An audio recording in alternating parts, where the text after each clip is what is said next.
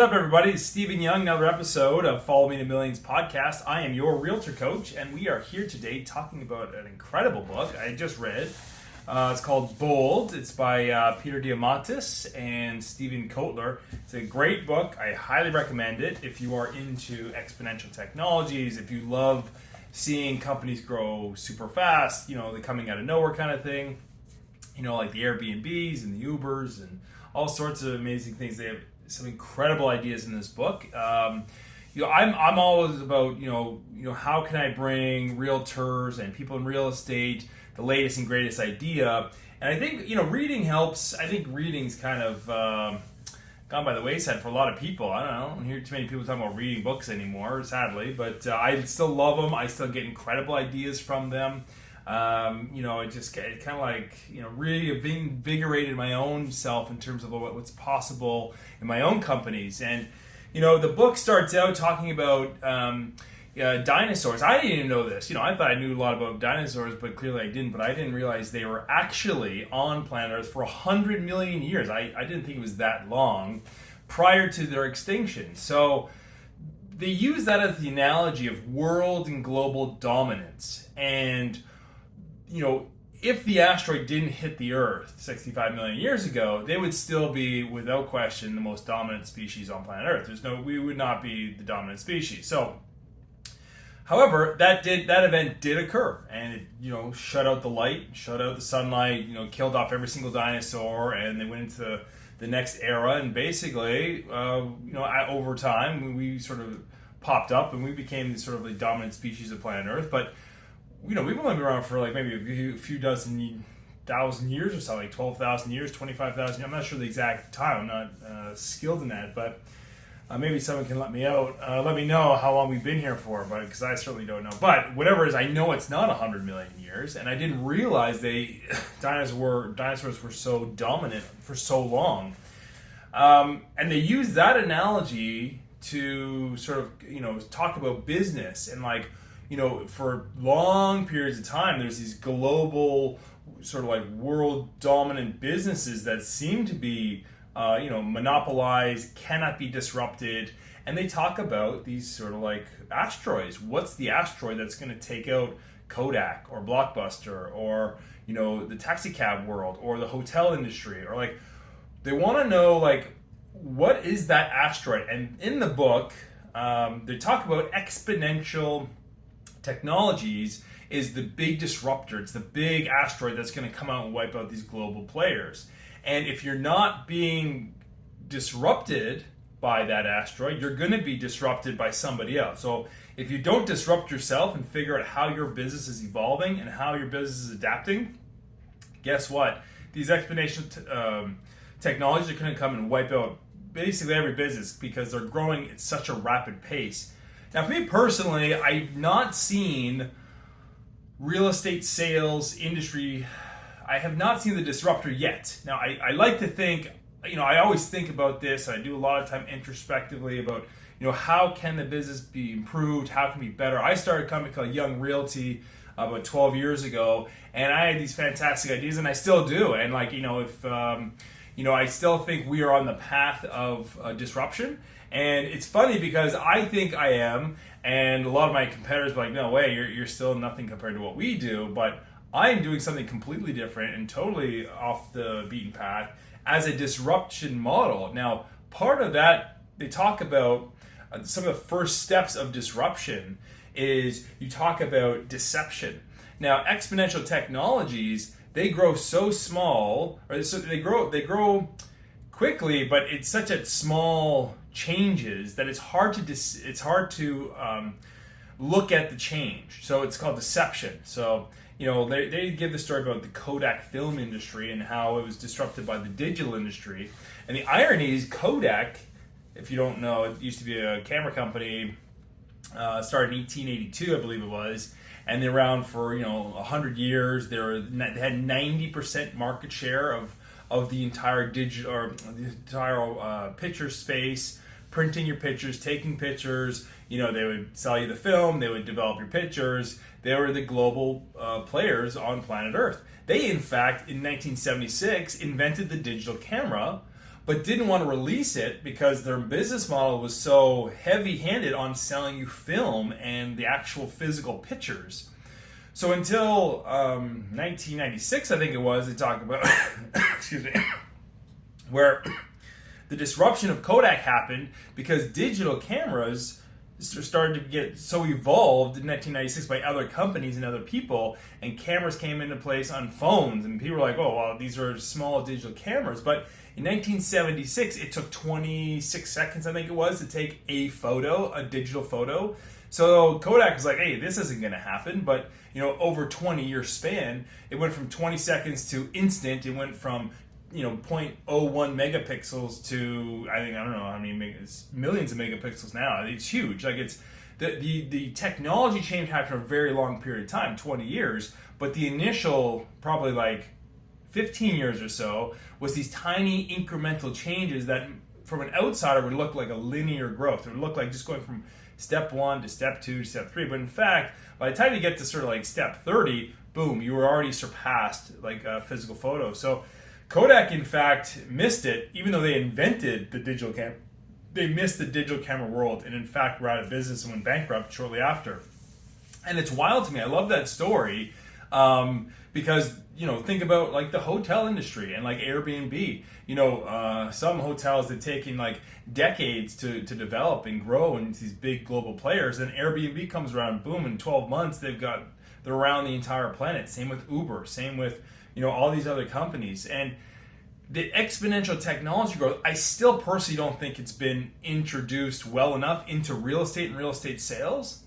But if you're a realtor and you're listening to this, I want you to take away this message from this book, which is, what is your asteroid? What is that asteroid hanging over your head if you're a dinosaur? What is the exponential technology that's going to start to disrupt the business that you're in? And if you're not disrupting yourself or your business, or worse, you're not even aware of it, are you going to be the next dinosaur? Are you going to be extinct come 10 years from now, or 5 years from now, or 20, whenever that disruption is going to happen? It could, most likely, it's probably already in the works. I know it's in the works. I'm doing some of it myself. So where those technologies are going, I'm not too sure personally. And I don't think a lot of people do. There's just some expectations. But you have to be aware of it. Now, I go back to real estate sales. Real estate sales still in 2022 is very linear. It happens very slowly. But the realtors who are taking advantage of using exponential technologies to their advantage are going to far surpass, quote unquote, the dinosaurs of the real estate world. So if you're still using print marketing and cold calling and door knocking, and you're doing one door at a time, making one phone call at a time, or you're doing print ads, and then you gotta make a print and you gotta send it to the printer. The printer's gonna print it, give it back to you. You gotta go to the mail service. That mail service then delivers it and takes like a week to do all this stuff. People and realtors who are using exponential technologies to their advantage in real estate sales, they've already done 1,000 ads by the time you've picked up your first phone call of the day. So you really have to understand how it works. So I love the fact that exponential technologies are sort of these exterior forces in the real estate world, where I think the big disruptors, they're going to happen within the real estate world. How are clients going to be in communicating with you? Will realtors be in existence? There's been a lot of studies done of that in the last 10 years or so. I still think realtors will be around for a very long period of time. I don't think realtors themselves will be disrupted, but I think the process of how it happens will. And I think I want to make you aware that it's easy to have it not blindside you, but you can be hit by an asteroid without any evidence is going on or any warning. There's no fair warning. It's gonna happen. Just boom, you're out of business the next day. What's the Uber of real estate? What's the Airbnb of real estate? What's the next thing that's gonna put Kodak out of camera? What's out of business? What's the next thing that's gonna put the dinosaurs out of existence? They're the world dominating factor for 100 million years. I bet you they had a chip on their shoulder, an ego saying nothing's gonna hurt us. And wham, out of existence, no longer to be here. So for you, I want you to understand that real estate sales and real estate in general is a very linear, slow-moving process. But those targets are becoming more and more the norm of exponential technology. Is how can you disrupt those businesses? And the disruptions are key to growth, and they're certainly key to bringing costs down, and it's certainly key to people who want to invest and make a lot of money. And that's so they're looking at all this. I know they're looking at it. So I think a lot of the existing players in the game, I think they're like the Kodaks. I think they're like these old companies that have been around for 40, 50, 60 years, who are sort of like, quote unquote, the world dominant players. But they're not changing. I speak to a lot of their agents and a lot of those companies, and they're not changing. They're not exponentially changing their company. They're growing their market share. They're growing how they advertise. They're growing the amount of money they're spending on advertising and reach. But they're not actually doing an exponential growth that demonetizes and democratizes their businesses. So I think that's the big key, and you got to be aware of that for yourself, so that you're on the other side of that asteroid if it hits. You want to make sure you survive the oncoming disruption. The gap between an idea that someone has and a full-blown business, you've seen businesses that start from zero. Instagram had zero followers, they had 12 employees, and within 18 months they were bought for $1 billion by Facebook. And that's a very short window, considering Kodak, for example, or Blockbuster. These companies were around for like 100 years, and they're no longer in existence. Like, some people don't even know who they are, what they're called. So the shortness of time frame, it should be alarming to you. You need to understand, you need to disrupt your own business so that nobody else can disrupt you from the outside. So I personally am recommending, as your realtor coach, that you need to look at your business. How can you disrupt it? How can you change? How can you bring exponential technology to your benefits? And that's how you're going to grow and develop in this business. So for the most part, I think you need to understand that currently in the market, in my personal view, the exponential technologies are exterior forces right now. But from the internal way, you don't want to be left thinking, where am I going to go? Where are these exponential technologies going to take my business? At the end of the day, I think as long as you're willing to adjust and adapt and be open and receptive to these things, you're going to be fine.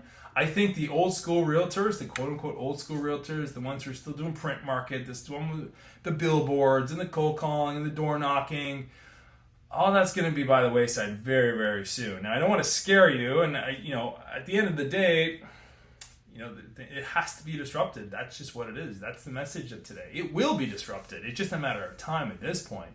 Are you going to demonetize the client experience? Are you going to demonetize the brokerage experience? Is it going to cost to sell a home going to go from 6% or 5% down to free? That was the big thing they talked about in the book. These huge companies, Google, and what was the other example they used? There's a few where they basically just started giving away free information, free tools, free software, free email from Gmail, free storage from Gmail, free, pictures. Pictures are free, like on iPhones. It was such a huge technology. You don't have to pay for the pictures. You take as many as you want. It's infinite storage. It's totally free. And it got down to a point where these business models of free took everyone by surprise, because the old way of thinking, the dinosaur way of thinking, was like, we're global dominating, businesses here. Why do I need to change my business model? Why would I give it away for free? And guess what? Google came around, $30 billion valuation on their storage facility, because, hey, we give it away for free, but we got everybody. And that's just what it is. So I think real estate is ripe for disruption. This book is just another factor and another good reminder that it's going to happen sooner rather than later. And, what is it going to be? How is it going to look? I have no idea, but I just know I'm going to be ready for it. I want you to be ready for it too.